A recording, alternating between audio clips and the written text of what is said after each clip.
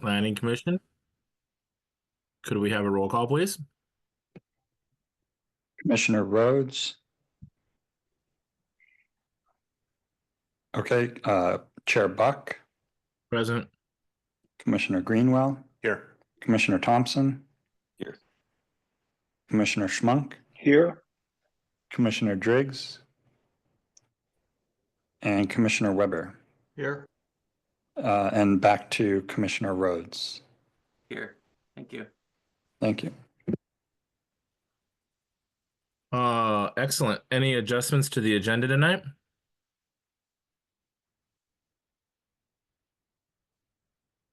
All right, hearing none. Let's recite the Pledge of Allegiance. For those of you in attendance, please in person recite the pledge. Those of us online will be muted.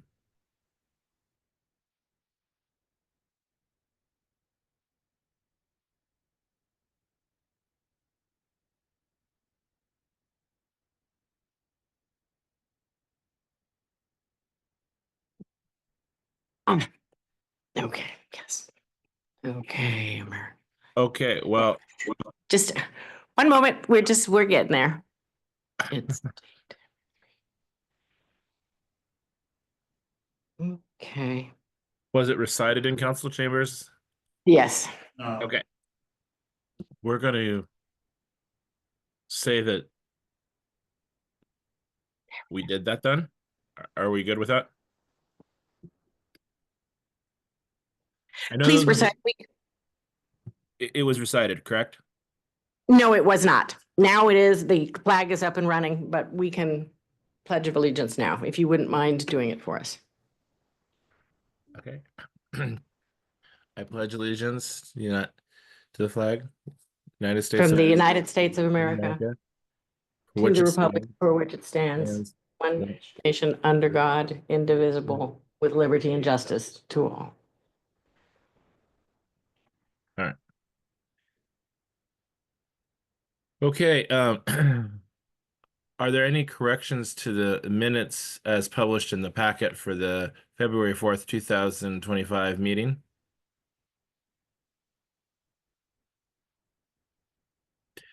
Hearing no corrections, the minutes from the February 4th, 2025 meeting are approved.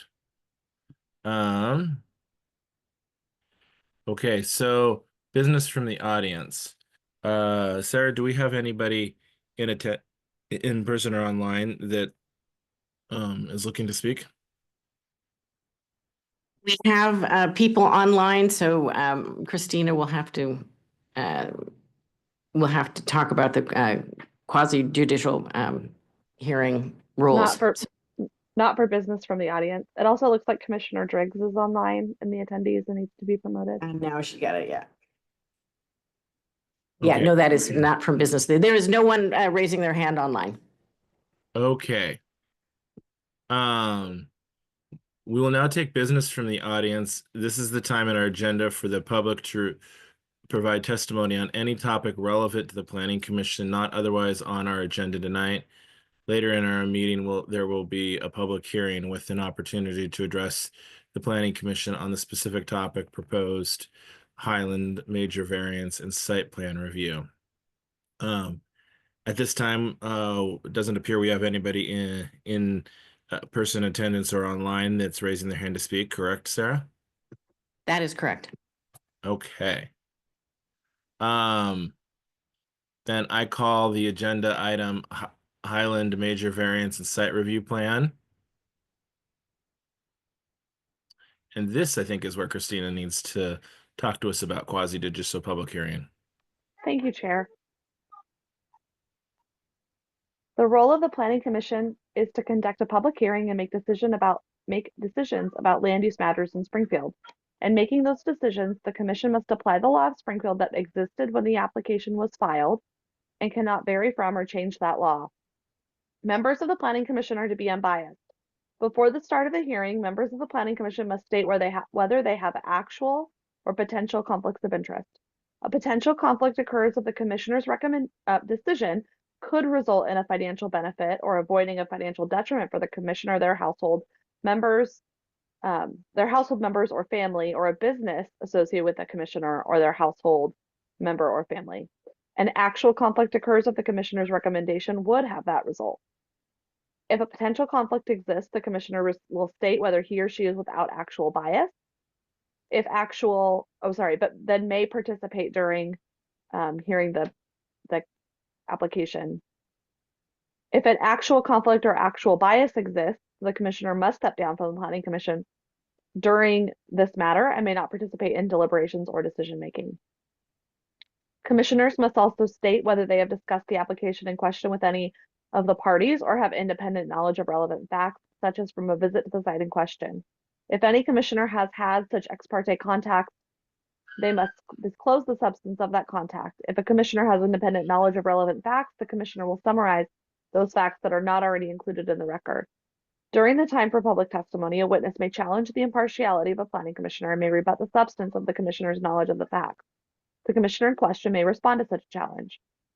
A copy of the procedures and agenda for today's hearing and copies of the staff reports have been posted on springfieldoregonspeaks.org. Any person with an interest in today's agenda, in this application, may offer relevant oral or written testimony or both. If you want the Planning Commission to consider your testimony and to preserve your right to appeal the decision, you must testify orally or in writing to the Planning Commission before the record is closed. You must raise an issue clearly enough so that people can understand what it is and offer evidence in support of it, or else you cannot raise that issue on appeal to the Land Use Board of Appeals. If you are the applicant, you must raise concerns about any conditions of approval clearly enough to allow the Planning Commission or to respond to preserve your right to seek damages in circuit court. If you feel you need more time to prepare evidence or testimony for the Planning Commission, you can ask the Commission to hold open the record or to continue the hearing. You must make that request before the chair closes the public portion of the hearing. And for the benefit of the Commission, I would note tonight that the applicant has made a request to continue the hearing that was submitted to staff via email, and that I'm sure Andy will discuss.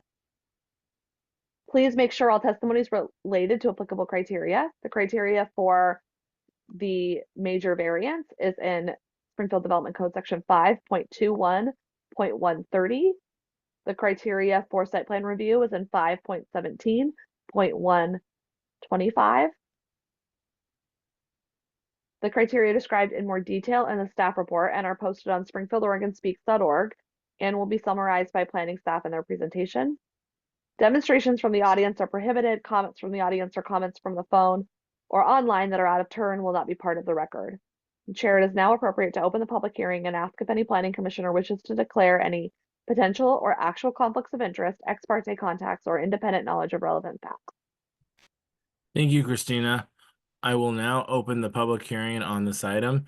I will start by asking the planning commissioners to disclose any conflict of interest, bias, or ex parte contact, or personal knowledge of relevant facts of the petition. Can we have a roll call, please? Yes, Chair. Commissioner Rhodes.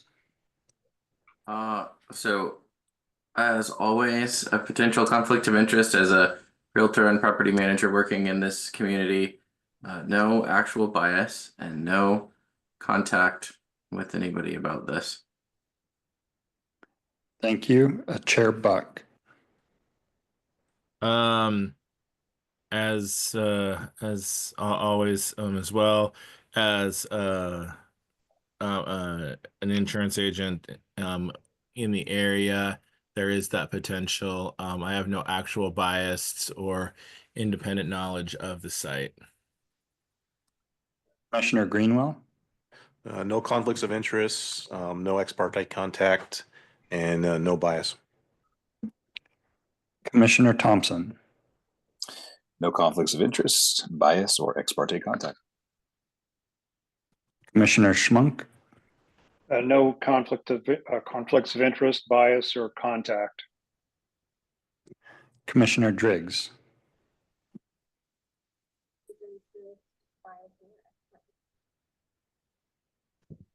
Commissioner Driggs, we didn't hear you. Could you restate that, please? No conflicts of interest, no bias, and no ex parte contact. Thank you. And Commissioner Weber. No actual or potential conflicts, no bias, no ex parte contact. All right, thank you. And just so you know, Commissioner Driggs, your audio is really, really quiet. We heard you, but just FYI. Um, probably fine for tonight though. All right. Lost my place. Now, are there any challenges to the commissioner's disclosures or qualifications to hear the matter, or any objections to the planning commission's jurisdiction to hear this matter? Hearing none, I'll now go ahead and turn this over to staff, Andy Lindberg, to talk about this petition. Thank you, Mr. Chair. Thank you, commissioners. Good evening. I'm going to provide a very abbreviated report. The staff report that you have in the packet does not address all of the criteria of approval. When staff was preparing the materials for this meeting, in looking at the criteria of approval, they all must be satisfied. Otherwise, the application would be deemed denied. And so in touching base with the applicant, staff reminded them of that fact. There are maybe some that be considered not applicable, or, you know, in other types of criteria that the commission looks at. In this case, all 5 must be met, and staff wanted to give the applicant an opportunity to review their options. The applicant has decided to revisit their narrative and to provide additional information. They need the time to do that, however. And so they have requested that the meeting be continued, the public hearing be continued to date certain and time certain, which would be March 18th at 7 p.m. That would allow for the supplement of their narrative and any other information that would be added to the record and added to the covering staff report that you would be receiving for the March 18th meeting. The intent being that they would satisfy all of the criteria of approval, and that the commission would be in a position to make an affirmative finding in support of the major variance request. So staff is relaying the applicant's request, and this would allow for testimony to be contributed should there be any members of the public or others responding. That also would be brought forward to the March 18th meeting. As of yet, and including tonight, there's no indication that there is going to be any public testimony, but it does provide the option for anyone to submit testimony during the open hearing and open record. So that sums up staff's report for this, and would go into much greater detail at the March 18th meeting, including showing PowerPoint slides and the context for the site development and that sort of thing. So. Chair, could I interject something really quick? This is Mark Rust. Only because it's you, Mark. Thank you, Chair. And Andy, just to clarify, so you mentioned the 5 approval criteria for the major variance. This hearing is technically on also the site plan approval, which there's a report in the packet for that as well, with a whole nother set of approval criteria. I didn't know if you were going to do a separate presentation for that, Andy, or just focus on the variance, but there are 2 separate applications that are being heard together. Correct. And the intent would be to provide a covering staff report for both of those. But the site plan is contingent upon the major variance, and therefore it doesn't stand that staff would want to introduce the second component of the applicant's submittal at this time in the absence of the supporting major variance. So they really are a package deal at this point.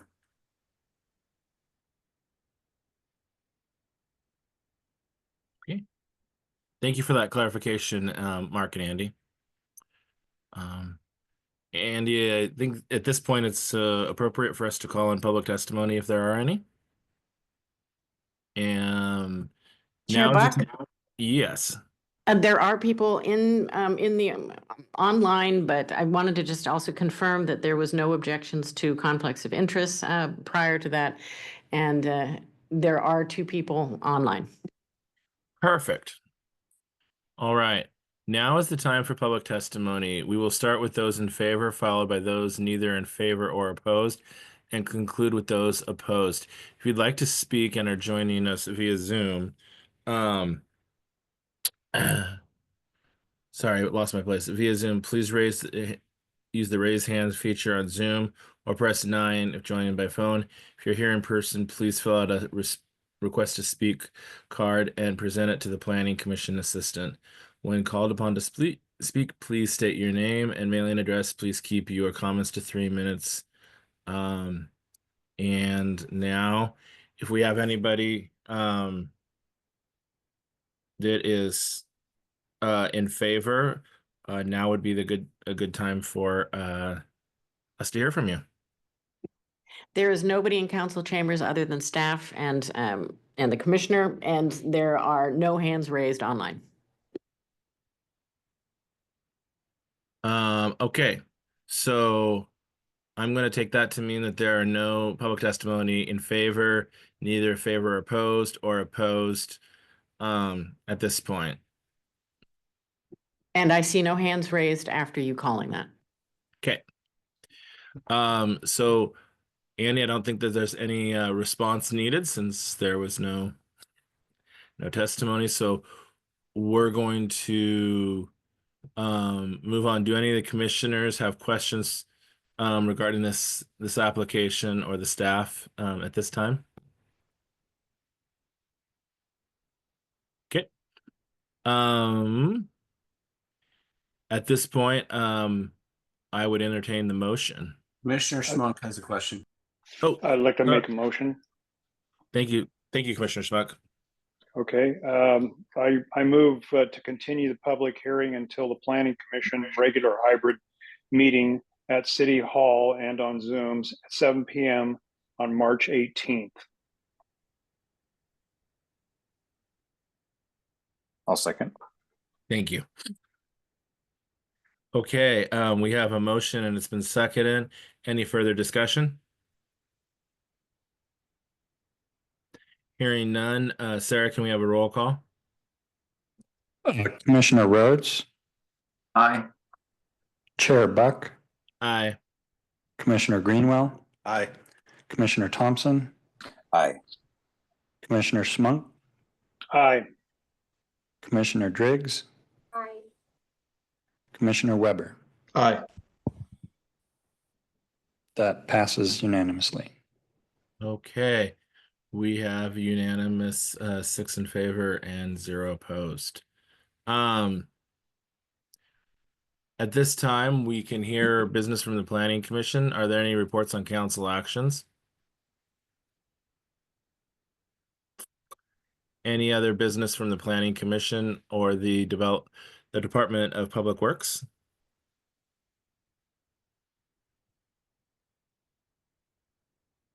Thank you, Chair. So the next meeting is March 4th. And I have the agenda in front of me, but the floodplain development code amendments will be in front of you that night. Okay. And then the following meeting after that is when you just continued tonight's public hearing to March 18th. Excellent. Thank you. Sarah, do we have anything else from your department? No, just a quick note that we are going to be celebrating, very sadly, Commissioner Rhodes resigning from the commission on March 4th. And so we just expect if we're hoping to see you in chambers, and we would love it if you could stay for 15, 20 minutes and raise a glass of juice and have a cupcake. Gotta love appreciation farewell parties. Yeah, well deserved for you, Commissioner Rhodes. Yeah. All right. With that, I think that concludes our meeting. I adjourn the Planning Commission regular meeting, and we will see you on the 4th.